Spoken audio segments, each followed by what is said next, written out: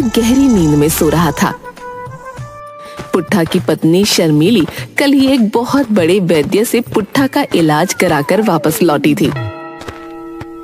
सुबह पुट्ठा आराम की नींद सो रहा था कि तभी उसकी पत्नी शर्मीली ने उसे झंझोड़ते हुए उठा दिया।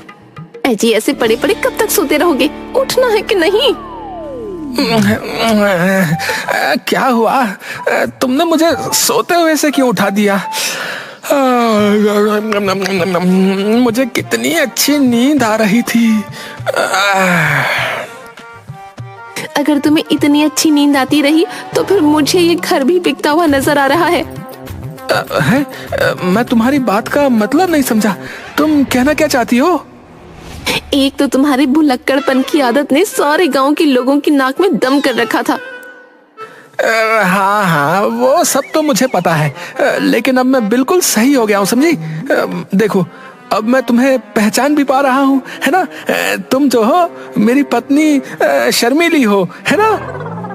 जी, बड़ा एहसान है आपका कि आपने मुझे पहचान लिया। अब आपको ये भी पता है कि आप काम क्या करते थे? हाँ, मुझे सब पता है। ठीक है भाई, जा रहा हूँ काम पर। चलो, इतना तो मुझे पता लग गया कि तुम्हारे भूलने की आदत अब ठीक हो चुकी है। कम से कम कमीज तो पहन लो। तुम कहना क्या चाहती हो? जी, आप बनियान पहन के सो रहे थे। अब बाहर क्या ऐसे ही बनियान पहन के जाओगे? कमीज नहीं पहनोगे? अरे, ये तो मैं भूल ही गया। पुट्ठा इधर उधर नजर दौड़ाने लगा। तभी उसकी नजर शर्मीली की टंगी हुई साड़ी पर पड़ी। पुट्ठा साड़ी उतारकर पहनने लगा। ये क्या कर रहे हैं आप? दिमाग खराब मत करो शर्मीली। हाँ, पहले कह रही थी कि कमीज पहन लो, अब कमीज पहन रहा हूँ तो बोल रही हो कि ये क्या कर रहे हो आप? बताओ। हाय रे मेरी किस्मत। अरे मूर्ख आदमी, ये कमीज नहीं मेरी साड़ी है। क्या साड़ी पहनकर जाओगे बाहर? शर्मीली की बात सुनकर पुट्ठा साड़ी को गौर से देखने लगा। शर्मीली क्रोधित हुई और पुट्ठा की कमीज अलमारी से निकाल कर ले आई।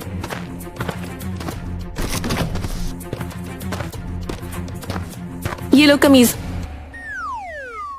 मुझे लगता है उस वैद्य ने बेवकूफ मुझे बना दिया।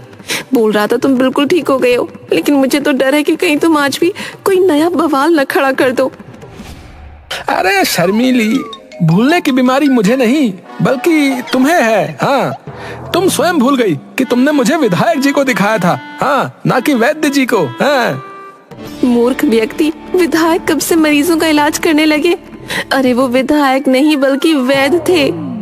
पुट्ठा शर्मीली की बात का जवाब दिए बिना बाहर चला गया। बाहर जाकर पुट्ठा बाजार में सभी लोगों को बहुत गौर से देखने लगा। मैंने अपनी पत्नी के सामने तो ये जाहिर नहीं किया, लेकिन सच तो ये है कि मैं भी भूल गया हूँ कि मैं काम कौन सा करता था। पता है मेरी पत्नी सही कह रही थी। उस वैद्य ने मुझे और मेरी पत्नी को मूर्ख ही बनाया है। नहीं, अगर ऐसा होता तो फिर मुझे याद कैसे रहता कि मेरा इलाज उस वैद्य ने किया है। मैं तो सब कुछ भूल जाता था। मुझे तो सब कुछ याद है। मगर सच तो ये था कि पुट्ठा का भुलक्कड़पन पूरी तरह से सही नहीं हुआ था। पुट्ठा सुबह से लेकर शाम तक बाजार में ही बैठा रहा। चलो भाई, घर चलते हैं। आज इतने दिनों बाद काम करके शरीर में जो है थकान सी होने लगी है। घर पर जाकर आराम से खर्राटे लेकर सोते हैं।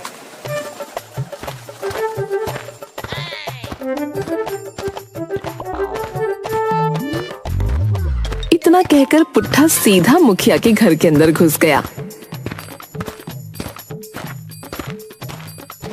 पुट्ठा को अपने घर के अंदर इस तरह घुसता देख मुखिया की पत्नी हैरान होती हुई बोली, अरे पुट्ठा, तुम मेरे घर में कैसे घुस आए, वो भी बगैर दरवाजा खटखटाए? अरे ये क्या शर्मिली, जब मैं सुबह काम पर गया था तब तो तुम अच्छी खासी जवान थी। अचानक से तुम्हारा चेहरा मुझे किसी बूढ़ी औरत के जैसा क्यों लग रहा है भाई? तुम्हारा चेहरा तो बिल्कुल मुरझाई हुई नाशपाती के जैसा हो गया है। अरे नास पीटे, कुछ लाज शर्म है कि नहीं? मैं तेरी पत्नी नहीं हूँ। देखो नाशपाती, मजाक बहुत हो गया। तुम ही मेरी पत्नी हो, समझी? नाशपाती? कौन नाशपाती?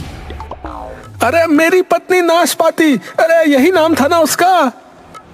अरे करम चले, कुछ देर पहले तो तुझे अपनी पत्नी का नाम याद था, क्या तू वो भी भूल गया? अगर तुम मेरी पत्नी नहीं हो तो फिर कौन हो तुम?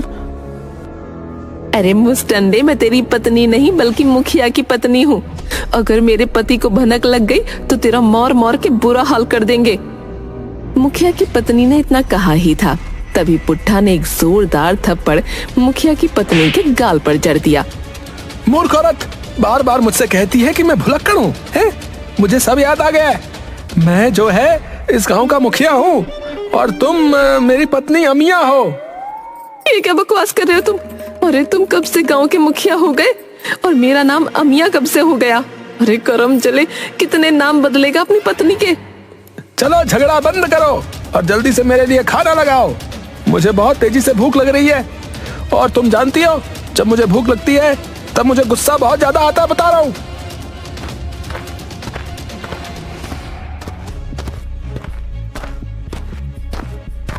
तभी वहां मुखिया आ गया और पुट्ठा को देखकर बुरी तरह चौंक गया। अरे अब तू यहाँ क्या कर रहा है रे? मेरे ही घर पर आकर पूछ रहा है कि मैं क्या कर रहा हूँ अपने घर पर। कौन है तू? अरे लगता है इस भुलक्कड़ को फिर से भूलने का दौरा पड़ गया है। कुछ ना कुछ तो करना पड़ेगा, नहीं तो ये दिमाग का दही कर देगा। इतना बोलकर मुखिया पुट्ठा से बोला, अब आप कौन हैं? मैं इस गांव का मुखिया हूँ और ये मेरी पत्नी जो है रसभरी। अरे करम चले, कुछ देर पहले तू नाशपाती बोल रहा था मुझे, फिर अमिया बोलने लगा और अब मुझे रसभरी बोल रहा है। इससे पहले कि मैं कुछ कर बैठूं, अपनी मनहूस शक्ल लेकर चला जा यहाँ से। मुखिया की पत्नी मुखिया की ओर देखकर बोली, और आप तो इससे ऐसे पूछ रहे हैं कौन है आप, जैसे कि आप इसे जानते ही नहीं। अरे इसे धक्के देकर बाहर क्यों नहीं निकालते? अब थोड़ा शांत रहो भाग्यवान, ये भुलक्कड़ जो है फिर से भूल गया है कि ये कौन है। देखो गजनी बन गया है ये। उस गजनी को बाहर निकालो, नहीं तो कपड़े कूटने वाली पटकुन्नी से इस गजनी को कूट दूंगी मैं। ऐसा मत करना भाग्यवान, नहीं तो ये मर जाएगा और तुम जो है जेल चली जाओगी। मैं कुछ करता हूँ। मुखिया दौड़ते हुए पुट्ठा की पत्नी शर्मीली को अपने घर पर बुला लाया। शर्मीली पुट्ठा की ओर देखकर क्रोधित होते हुए बोली, आप तो कह रहे थे कि आप बिल्कुल सही हो गए हो, फिर यहाँ क्या कर रहे हो आप? तुम कौन हो? अरे अपने दीदे फाड़ कर देखो, तुम्हारी पत्नी हूँ मैं। अरे शर्मीली, तुम इसे कैसे झेलती हो मुझे नहीं पता, लेकिन मैं भगवान की सौगंध खाकर कहती हूँ, अगर मेरा पति ऐसा होता ना तो मैं उसे जान से मार देती। अब मैं आपको क्या बताऊं, कैसे बर्दाश्त करती हूँ इन्हें। इतना कहते कहते शर्मीली ने एक जोरदार मुक्का पुट्ठा के सिर पर मार दिया। मुक्का सर पर पड़ते ही पुट्ठा की आंखें किसी हिप्नोटाइज्ड व्यक्ति की तरह हो गईं। अरे शर्मीली, तुम यहाँ क्या कर रही हो और मैं यहाँ पर कैसे आया? अब मेरे पास इतना दिमाग नहीं है कि मैं तुम्हें बताऊं कि तुम यहाँ पर कैसे आए। चलो घर चलो, तुम तो काम पर गए थे ना। अरे ये कोई काम पर नहीं गया था शर्मीली। बाजार में लोगों ने मुझे बताया कि सारा दिन बाजार के एक कोने में बैठकर कुछ बड़बड़ाता रहा और शाम के समय जो है अचानक लापता हो गया। मगर मुझे क्या पता था कि ये मेरे ही घर पर आकर मेरी ही पत्नी को अपनी पत्नी बताने लगेगा। अचानक पुट्ठा बेहोश होकर गिर गया। अरे भाग्यवान, कहीं तुमने सच में इसके सर पर गुस्से में पटकुन्नी तो नहीं मार दी?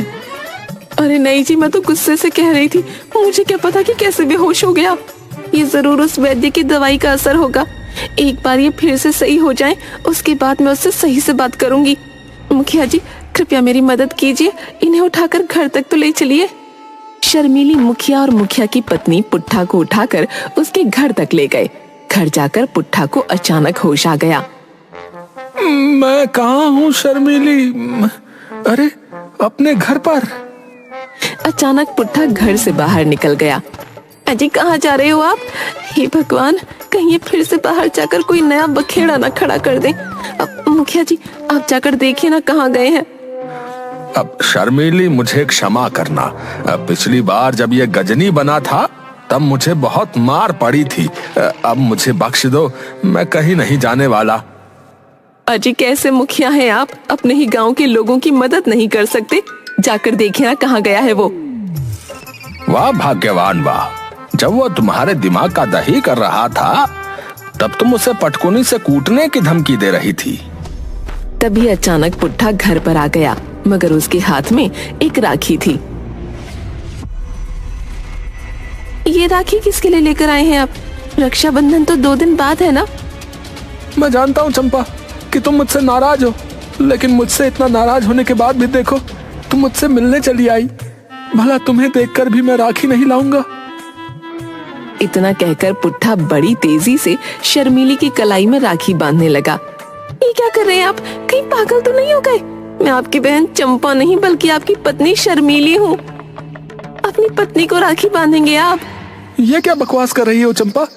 मेरी पत्नी को तो मरे हुए पूरे 10 वर्ष हो गए हैं। शर्मीली ने पुट्ठा को गुस्से में धक्का देते हुए कहा। दिमाग तो सही है आपका। अरे आपकी बहन को मरे हुए पूरे 10 वर्ष हो गए हैं, मैं अभी जिंदा हूँ। आपके पिताजी ने अपने जीवन में 2 ही गलतियाँ की थी, आपको और आपकी बहन को पैदा करके।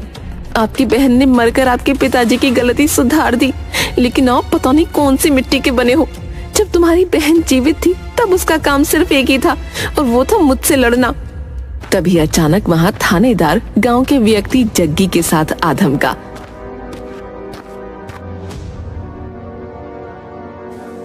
अरे जग्गी, तू यहाँ पर क्या कर रहा है? तेरी नाक से ये खून कैसे बह रहा है रे? और थानेदार साहब आप, सब कुछ ठीक तो है? अरे क्या खाक ठीक होगा मुखिया जी, आपका ये गजनी भुलक्कड़ जो है अभी कुछ देर पहले मेरी दुकान पर आ धमका और सबसे महंगी राखी उठाकर भागने लगा। जब मैंने इससे पैसे मांगे तो इसने मेरी मुंह पर एक जोरदार मुक्का मार दिया। देखिए मेरी नाक से अभी भी खून बह रहा है। अरे क्यों रे? अरे इस तरह सरेआम गुंडागर्दी करेगा तू? अरे थानेदार साहब, इसको छोड़ दीजिए। जो है आप इसके बारे में कुछ नहीं जानते। ये भुलक्कड़ है, कभी कभी इसे भूलने के अचानक दौरे पड़ने लगते हैं थानेदार साहब। थाने में ले जाकर जब 2 डंडे मारूंगा ना, तब इसकी भूलने की सारी आदत खत्म हो जाएगी। तुम सब भी मेरे साथ थाने चलो। इतना कहकर थानेदार पुट्ठा को पकड़कर सीधा थाने ले गया और बोला, जग्गी ने बताया कि तेरा नाम पुट्ठा है और तू इस गांव का आमिर खान वाला गजनी है। कौन कौन पुट्ठा? कौन? अरे तेरा नाम पुट्ठा। लेकिन मैं तो जो है पुट्ठा नाम के किसी व्यक्ति को नहीं जानता थानेदार। रे मुझे क्या मूर्ख समझा है क्या? है तेरे नाम की रिपोर्ट दर्ज है। हाँ तो जाकर पुट्ठा को अरेस्ट करो ना, मुझे यहाँ पर क्यों उठाकर लेकर आए हो? तो क्या तू पुट्ठा नहीं है? नहीं, मैं पुट्ठा थोड़ी हूँ। अगर आपको जो है विश्वास नहीं है तो आप बगल में खड़े हुए और लोगों से पूछ लीजिए, चाहे तो आप मेरी पत्नी लीची से पूछ लीजिए। तुम्हारी पत्नी लीची? लेकिन मुझे बताया गया है कि तुम्हारी पत्नी का नाम शर्मीली है। पुट्ठा मुखिया की पत्नी की ओर इशारा करते हुए बोला, ये मेरी पत्नी है, इसका नाम लीची है। अरे नास पीटे, कितनी बार बता चुकी हूँ कि मैं मुखिया की पत्नी हूँ, तेरी पत्नी ये है शर्मीली। थानेदार मुखिया की ओर देखकर बोला, अजीब बात है, मैंने तो सुना था कि लीची फल का नाम है। तुम्हारी पत्नी का नाम वास्तव में लीची है क्या? थानेदार साहब, अगर कुछ देर आप इससे और बातचीत करेंगे तो आपका दिमाग का दही हो जाएगा। इसे छोड़ दीजिए। छोड़ तो जरूर दूंगा, लेकिन पूरी रात इसे हवालात में बंद करके। तभी पुट्ठा अचानक से थानेदार की ओर गौर से देखने लगा। रे ऐसे क्या देख रहा है बे? ऐसे देखकर मुझे डराना चाहता है? पुट्ठा ने थानेदार की पिस्टल बड़ी फुर्ती से निकाल ली और थानेदार पर तानते हुए बोला, सीधी तरह से अपने आप को कानून के हवाले कर दे, नहीं तो मैं पिस्तौल की सारी गोलियां तेरे ऊपर चला दूंगा। अबे अबे अबे पागल हो गया है क्या? मैं यहाँ का थानेदार हूँ, एक पुलिस वाले पर गोली चलाएगा तू?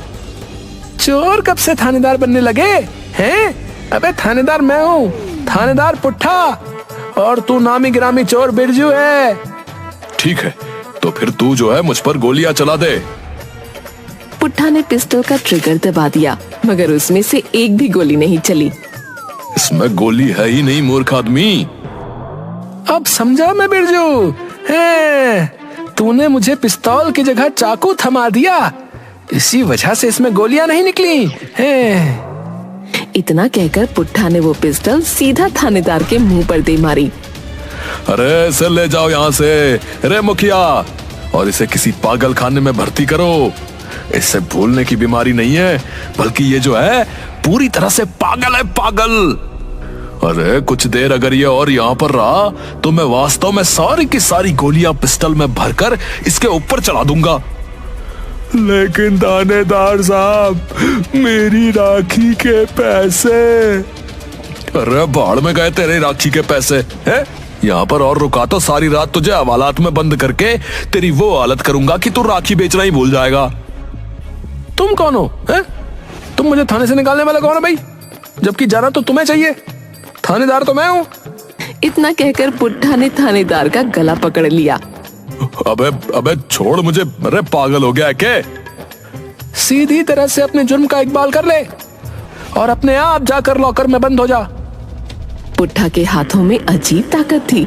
थानेदार डर की वजह से दौड़ता हुआ अपने आप लॉकअप में चला गया।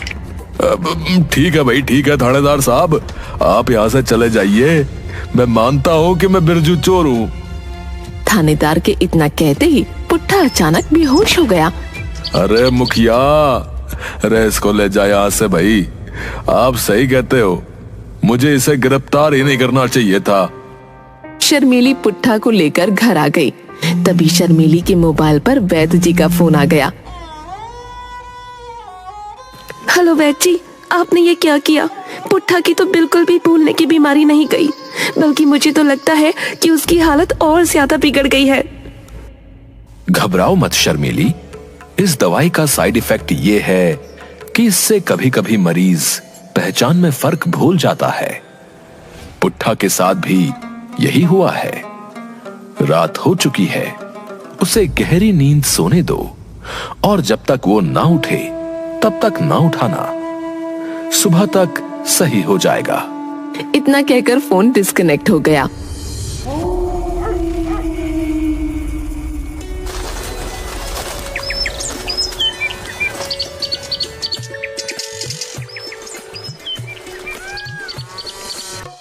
पुट्ठा अगली दोपहर 12 बजे सोकर उठा और वो बिल्कुल सामान्य था। लेकिन कब